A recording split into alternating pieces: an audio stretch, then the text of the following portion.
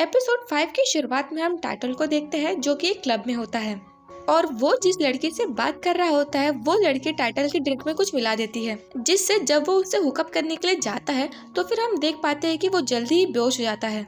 और फिर तभी हम एक अननोन इंसान को देखते हैं जो उस लड़की को वो काम करने के पैसे देता है। और फिर वही हमारा सीन शिफ्ट होता है टाइम और ग्रेट की तरफ में, जो दोनों मिलकर साथ में एक अच्छा सा टाइम स्पेंड कर रहे होते हैं। टाइम ग्रेट के लिए एक प्यारा सा गाना भी गाता है और उसकी आवाज सुनकर ग्रेट उससे कहता है कि बाप रे तुम्हारी आवाज कितनी प्यारी है। फिर टाइम उससे बताता है कि अगर उसके पेरेंट्स अभी जिंदा होते तो फिर वो डॉक्टर बनने की जगह एक म्यूजिशियन बनता, और उसने पता नहीं क्यों डॉक्टर बनना चूज किया, क्योंकि इस प्रोफेशन की वजह से ना तो वो अमीर बन पाया और ना ही इस चीज से उसे कुछ खुशी मिलती है। तभी ग्रेट के मन में एक सवाल आता है कि टाइम इतना श्योर क्यों है कि ग्रेट के पेरेंट्स ने टाइम के पेरेंट्स को मारा है। फिर टाइम उसे बताता है कि उसके पेरेंट्स को डायरी लिखने का शौक था और उस डायरी के अकॉर्डिंग उसके पेरेंट्स ने ग्रेट की कंपनी में इन्वेस्ट किया था। और जब उन्हें पता चला कि ये एक गैम्बलिंग कंपनी है तो फिर उन लोगों ने इस बारे में आवाज उठाने की कोशिश की। इसलिए फिर ग्रेट के पापा उनके कुछ गुंडे भेजकर उसके पेरेंट्स को परेशान किया करते थे और फिर एक दिन उन लोगों ने उसके पेरेंट्स की गोली मारकर हत्या कर दी। लेकिन अब भी इस बात पर ग्रेट को यकीन नहीं होता है कि उसके पेरेंट्स ऐसा कर सकते हैं। इसलिए फिर टाइम उसे बताता है कि इसी वजह से मैं सबूत ढूंढने की कोशिश कर रहा हूँ। तभी ग्रेट टाइम से ये भी पूछता है कि वो नान से कैसे मिला और उसका उस लड़की के साथ में क्या रिश्ता है। फिर टाइम ग्रेट को बताता है कि वो नान से हॉस्पिटल में मिला था। सामान नान को हॉस्पिटल में लेके आया था क्योंकि उन्हें लग रहा था कि नान को अपेंडिक्स की प्रॉब्लम हो चुकी है। और फिर उसी समय टाइम की नजर पड़ती है सामान की टी शर्ट पर, जिसे देखकर उसे पता चलता है कि वो उसी गैम्बलिंग कंपनी से बिलोंग करता है। इसलिए वो इस बात का बहाना बनाता है कि उसे उस पेशेंट का चेकअप करना है, इस वजह से वो बाहर जाए। और फिर टाइम नान से बात करने की कोशिश करता है और फिर वो नान को बताता है कि उसे पता है कि वो तकलीफ में है और अगर उसे किसी भी चीज़ के बारे में बात करनी है तो फिर वो उसे कॉन्टैक्ट नंबर दे रहा है, वो इस नंबर पे उसे कॉल करके बात कर ले। और फिर कुछ चेकअप करने के बाद में टाइम उसे ये भी बताता है कि एक्चुअली में उसे कुछ अपेंडिक्स की प्रॉब्लम नहीं है, बल्कि वो लड़की प्रेग्नेंट है। और फिर वही चीज नान रो रो के एक दूसरी लड़की को बता रही होती है जो कि खुद प्रेग्नेंट है और वो भी उसी गैम्बलिंग कंपनी में काम करती है। नान रो रो के उसे बता रही होती है कि उसे ये जॉब बिल्कुल भी नहीं करनी है, उसे यहाँ पर अच्छा नहीं लग रहा है। लेकिन वो लड़की नान को तसल्ली दे रही होती है कि अगर वो दोनों ये जॉब नहीं करेंगे तो फिर वो लोग घर पे पैसा नहीं भेज पाएंगे, इसलिए मजबूरन उन्हें ये जॉब करनी पड़ेगी। और ये कंडीशन देखकर हमें पता चलता है कि यहाँ पर गैम्बलिंग के साथ साथ ये लोग लड़कियों के साथ में मिसबिहेव भी करते हैं, जिसके वजह से ये दोनों लड़कियां प्रेग्नेंट हो चुकी है। वो ये बात सुनकर कुछ टाइम के लिए चुप तो हो जाती है, लेकिन कुछ दिन बाद उसे पता चलता है कि वो जो दूसरी लड़की प्रेग्नेंट थी उस लड़की को उन लोगों ने मार दिया। तो फिर इन्हीं सारी चीजों की वजह से नान टाइम का साथ देने के लिए रेडी हो जाती है। और फिर हम तभी प्रेजेंट में देखते हैं कि ग्रेट टाइम से कह रहा होता है कि अगर तुम ये बदला वगैरह नहीं लोगे तो फिर चलेगा नहीं क्या। फिर टाइम उससे कहता है कि हाँ, अगर तुम अपने पेरेंट्स से कह दो कि वो सारी अपनी गलतियां कबूल करे और जेल चले जाएंगे तो फिर मैं ये सारी चीजें छोड़ दूंगा। बट ग्रेट को टाइम की चिंता होती है, इसलिए वो उससे कहता है कि तुम्हें पता है ना कि मेरे पेरेंट्स क्या क्या कर सकते हैं, इसलिए तुम प्लीज इन मामलों में मत पड़ो। बट टाइम उससे कहता है कि ऐसे भी उसके पास में खोने के लिए कुछ नहीं है, इसलिए वो ये बदला लेकर रहेगा। लेकिन फिर ग्रेट उससे कहता है कि फिर तुम्हारी दादी का क्या, मुझे तुम्हारी और तुम्हारी दादी दोनों की चिंता है, इसलिए प्लीज मुझे एटलीस्ट कुछ वक्त का टाइम दो ताकि मैं इस बारे में कुछ सोच सकूं। और फिर वही दूसरी तरफ हम देखते हैं कि सामान कौन को बता रहा होता है कि कैसे ग्रेट ने उन लोगों की मदद की थी नान को बचाने के लिए, और वो कहता है कि उसकी कंपनी को बचाने के लिए ये बात उसके डैड को बता दे। बट कौन इस बात से साफ इनकार कर देता है और कहता है कि मैं डैड को बताने से पहले मेरे भाई से बात करना चाहूंगा और मेरे बात करने के पहले ये चीज किसी को भी पता ना चले, क्योंकि उसे पता है कि ग्रेट के ऐसा करने के पीछे में जरूर कोई ना कोई रीजन होगा। कौन के मना करने के बावजूद सामान सीधा अपने बॉस को आकर ये सारी चीजें बता देता है।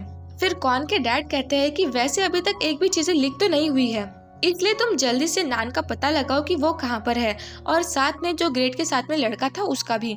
सामान बताता है कि वो जरूर किसी ना किसी हॉस्पिटल में होगी और वो जल्दी उसका पता लगा लेगा और उस लड़के की भी शक्ल उसे अच्छे से याद है, इसलिए उस लड़के को भी ढूंढना ज्यादा मुश्किल नहीं होगा। फिर हम देखते हैं कि उसके जाने के बाद में ग्रेट की मॉम ग्रेट को कॉल करने की कोशिश करती है और ग्रेट के डैड भी उससे कहते हैं कि जल्दी से अपने बेटे को कॉल लगाओ। बट ग्रेट की मॉम कहती है कि वो सिर्फ मेरा बेटा नहीं है, तुम्हारा भी बेटा है, और फिर ये कह के वो वहाँ से गुस्से में चली जाती है। और फिर इधर हम नेक्स्ट सीन में ग्रेट को देखते हैं जो टाइम को हॉस्पिटल में ड्रॉप करके देता है।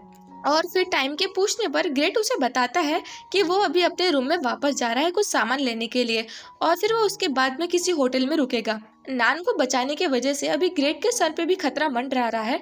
इस वजह से टाइम को ग्रेट की चिंता हो रही थी, क्योंकि उस आदमी ने विदाउट हेजिटेशन ग्रेट के ऊपर भी बंदूक तानी थी। बट ग्रेट टाइम को तसल्ली देता है और कहता है कि वो उसकी चिंता ना करे, वो लोग ग्रेट को कुछ भी नहीं कर सकते हैं। वो बस ग्रेट को 1-2 दिन का टाइम दे, फिर उसके बाद वो खुद अपने पेरेंट्स से जाकर उनकी कंपनी में बात करेगा। फिर टाइम ग्रेट को गुड बाय किस करता है और फिर वो वहां से चला जाता है। जब टाइम हॉस्पिटल में आ रहा होता है तो फिर उसे ऐसा फील होता है कि कोई उसे देख रहा है या फिर फॉलो कर रहा है, और फिर तभी उसे डैन मिलता है और फिर वो डायरेक्ट टाइम से कंप्लेंट करने लगता है कि वो अब तक कहाँ गायब था।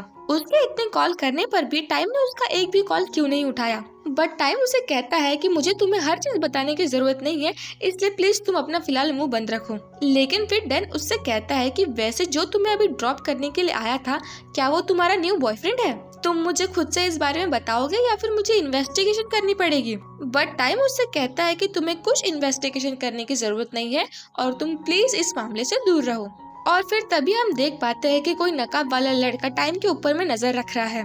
फिर वही दूसरी तरफ हम नेक्स्ट सीन में देखते हैं कि ग्रेट अपने अपार्टमेंट की ओर जा रहा होता है, और फिर तभी वहाँ पर कौन आता है अपनी कार लेके। वो ग्रेट से कुछ बात करने की कोशिश करता है, लेकिन ग्रेट है कि उसकी कोई भी बात नहीं सुनता। फिर कौन ग्रेट से पूछने लगता है कि रात में वो लड़का ग्रेट के साथ में कौन था। वो चाहता है कि उस लड़के के बारे में वो उसको सारी इन्फॉर्मेशन दे दे और ग्रेट इन सारे मामलों में बिल्कुल भी ना पड़े, क्योंकि इन सारी चीजों से ग्रेट को खतरा हो सकता है। बट तभी ग्रेट चिढ़ के कहता है कि मुझे खतरा किससे होगा, आपसे या फिर मेरे पेरेंट्स से। और फिर वो इस बात पे भी चिढ़ जाता है और वो कहता है कि आप लोगों ने मुझे पहले क्यों नहीं बताया गैम्बलिंग डिपार्टमेंट के बारे में। फिर कौन कार से उतरकर उसे बताता है कि वो एक्चुअली में उसे बताने वाले थे, लेकिन बस एक बार उसकी ग्रेजुएशन कंप्लीट हो जाए उसके बाद में। बट ग्रेट फिर कौन से कहता है कि आपको पता भी है कि इस वजह से कितने लोगों का नुकसान हुआ है। बट कौन उसे बताता है कि ये एक बिजनेस है और बिजनेस में ये सारी चीजें नहीं देखी जाती है, और इस कंपनी की वजह से हमें बहुत ज्यादा फायदा होता है। और वैसे भी तुम्हें इन सब चीजों में पढ़ने की कोई जरूरत नहीं है, तुम बस अपनी लाइफ अच्छे से जियो और बाकी सारी चीजें जो भी है वो सारी मैं हैंडल कर लूंगा। बट ग्रेट कॉन की कोई भी बात नहीं सुनता और वो वहाँ से गुस्सा करके जाने लगता है। और फिर इसी बात से परेशान होकर कॉन ग्रेट से कहता है कि अगर तुम ऐसे ही करते रहोगे तो फिर मुझे मजबूरन ये बात डैड को बतानी पड़ेगी, और फिर डैड क्या करेंगे वो मुझे भी नहीं मालूम। बट फिर ग्रेट कॉन से कहता है कि क्या आप मुझे कुछ होने दोगे, और फिर वो ये कह के वहाँ से चला जाता है। और फिर वही हम नेक्स्ट सीन में देखते हैं कि कॉन के डैड टाइम के घर पर आए होते हैं और वो टाइम को देखकर कहते हैं कि बाप रे, कितने साल हो गए मैं तुमसे नहीं मिला। लास्ट टाइम जब मैं तुमसे मिला था तब तुम बहुत छोटे थे, अब तो तुम बहुत बड़े हो चुके हो। इधर टाइम उन लोगों को अपने घर पर देखकर डर जाता है, क्योंकि वहाँ पर उसकी दादी भी होती है। कॉन के पापा टाइम से कहते हैं कि तुम मेरे बेटे से और मेरी कंपनी से दूर रहो, और इसके बदले में तुम्हें जितने भी पैसे चाहिए होंगे तुम मुझे बता दो, मैं तुम्हें दे दूंगा। लेकिन टाइम इस बारे में कुछ भी नहीं कहता, इसलिए वो उसे 5 मिलियन देते हैं ताकि वो उसका मुंह बंद रख सके। और फिर उनके जाने के बाद में हम देखते हैं कि टाइम बहुत अपसेट होता है और वो दादी की तरफ देखता है, और दादी भी एक ऐसी स्माइल देती है जैसा कि वो कह रही हो कि बेटा तुमने कुछ भी गलत नहीं किया है।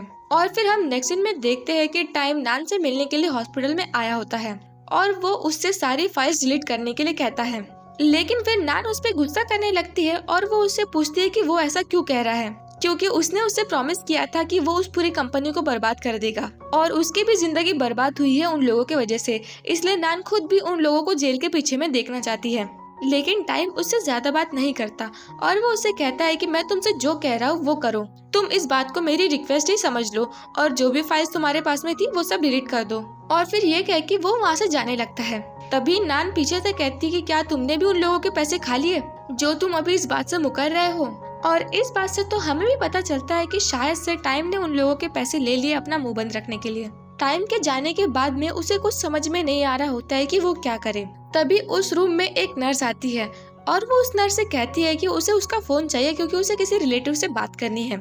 और नान में अभी भी उस गैम्बलिंग कंपनी को बर्बाद करने का जुनून सवार होता है, इसलिए वो उस फोन से एक वीडियो बनाती है जिसमें वो सारी उस गैम्बलिंग कंपनी के बारे में डिटेल्स बता देती है और वो सारी चीजें फेसबुक पर अपलोड कर देती है, जिसकी वजह से ये न्यूज एकदम आग की तरह फैल जाती है और सब लोग कॉन के पापा से सवाल करने लगते हैं उस गैम्बलिंग कंपनी के बारे में। लेकिन कॉन के पापा इस गैम्बलिंग कंपनी को एक्सेप्ट करने से ही मना कर देते हैं और वो कहते हैं कि ऐसा कुछ भी नहीं है, उसके बारे में झूठी खबर फैलाई गई है। और फिर हम देख पाते हैं कि जो लेडी ने सुसाइड करने की कोशिश की थी ग्रेट की कार के आगे, क्योंकि उसके बेटे की डेथ हो गई थी, और वो लेडी भी इस न्यूज को देख रही होती है। और उस लेडी के एक्सप्रेशन देखकर हमें ऐसा समझ में आता है कि शायद उसके बेटे की मौत के पीछे भी कॉन के डैड का ही कुछ हाथ हो। और फिर इन सब के बाद में हम देखते हैं कि कॉन के डैड कॉन को ही चिल्ला रहे होते हैं कि ये सारी चीजें लीक कैसे हुई। बट फिर कॉन उन्हें बता देता है कि उस लड़की को छुड़ाने के पीछे में ग्रेट का ही हाथ था।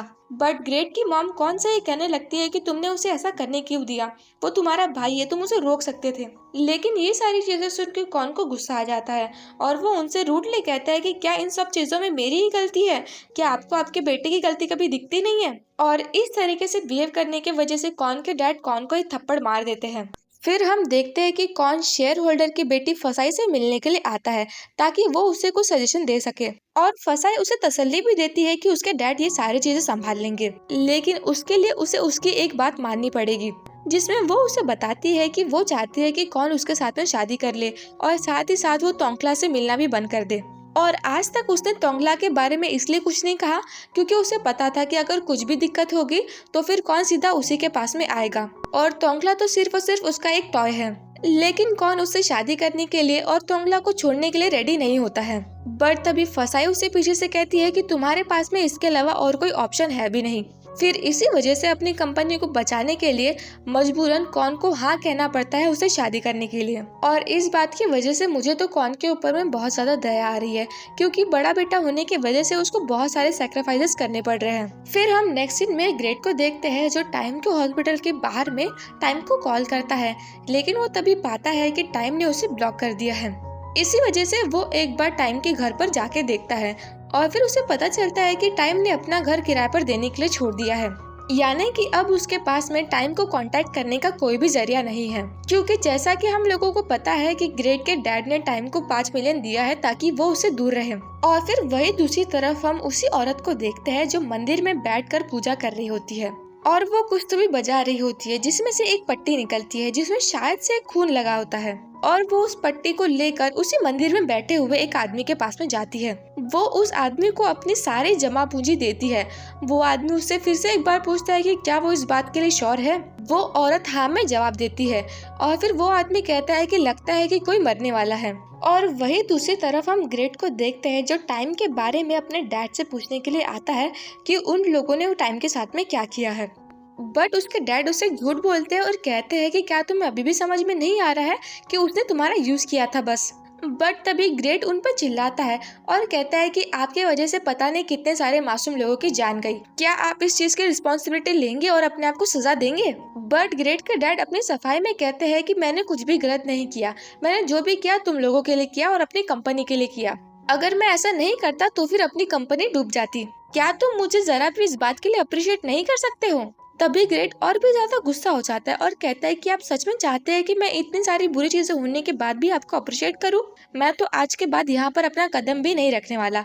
और फिर वो गुस्से में वहां से चला जाता है, और साथ ही में उसके पीछे पीछे उसकी मॉम भी जाती है। ग्रेट की मॉम ग्रेट के पीछे पीछे आती है और वो ग्रेट से उसके डैड को सॉरी कहने के लिए कहती है। बट ग्रेट साफ साफ इनकार कर देता है अपने डैड को सॉरी कहने के लिए। बट ग्रेट की मॉम उसे बताती है कि ये सब उसके लिए सही है, अगर वो अपने डैड से सॉरी कहेगा तो अच्छा रहेगा। बट ग्रेट अब भी गुस्से में है, इसलिए वो कहता है कि किसके लिए सही है, मेरे लिए या फिर आप लोगों के लिए सही है।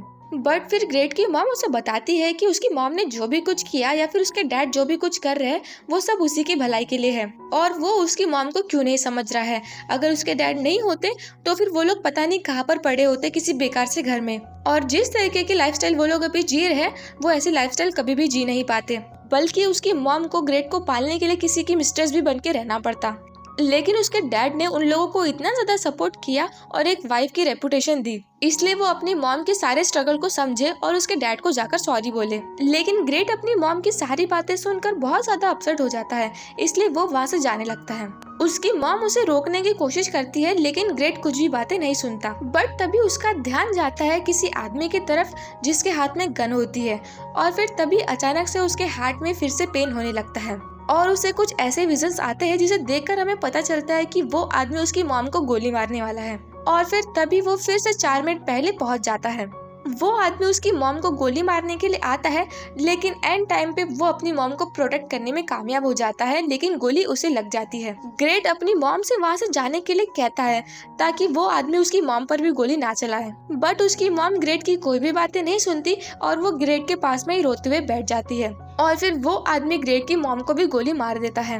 और फिर तभी हम देखते हैं कि डॉक्टर डेन बता रहा होता है कि अगर किसी इंसान को कार्डियक अरेस्ट आता है तो फिर वो इंसान तुरंत के तुरंत नहीं मरता है, बल्कि उसका ब्रेन 4 मिनट के लिए चालू रहता है और उस 4 मिनट में या तो वो इंसान अपने पास्ट में जाकर कुछ चीजें याद करने लगता है या फिर उस इंसान के पास में कुछ सुपर नेचुरल पावर आ जाती है, क्योंकि उस टाइम पे वो इंसान ना तो मरा हुआ होता है और ना ही जिंदा। और कुछ लोगों के पास में ऐसी पावर भी आती है जिससे वो 4 मिनट का फ्यूचर देख सकते हैं, जिससे वो होने वाली चीज को सुधार सके। और यही एग्जैक्ट चीज हुई थी हमारे ग्रेट के साथ में, यानी कि जब भी उसे कार्डियक अरेस्ट आता था और उसके दिल को प्रॉपर ऑक्सीजन नहीं मिल पाता था, तब वो 4 मिनट का फ्यूचर देख पाता था, क्योंकि उस टाइम पे सिर्फ उसका हार्ट फेल हो जाता था लेकिन उसका माइंड तभी भी चालू था। तो अब हमें फाइनली उस 4 मिनट के फ्यूचर देखने के पीछे की थियोरी पता चल चुकी है। और फिर हम देखते हैं कि ग्रेट को इमरजेंसी में हॉस्पिटल ले जाया जा रहा होता है और इधर हम टाइम को देखते हैं जो अपनी दादी के साथ में किसी सेफ जगह पे होता है ताकि वो लोग ग्रेट के डैड से बच सके। बट तभी उसे डेन का कॉल आता है और वो उसे बताता है कि ग्रेट अभी इमरजेंसी वार्ड में है और उसका बहुत सारा खून बह चुका है और बहुत ज्यादा क्रिटिकल कंडीशन में है। ये बात सुनते ही वो सीधा जाता है ग्रेट से मिलने के लिए और इसी के साथ में हमारा ये एपिसोड खत्म होता है। तो मिलते हैं अगले एपिसोड में। आई होप आपको ये एपिसोड अच्छा लगा होगा।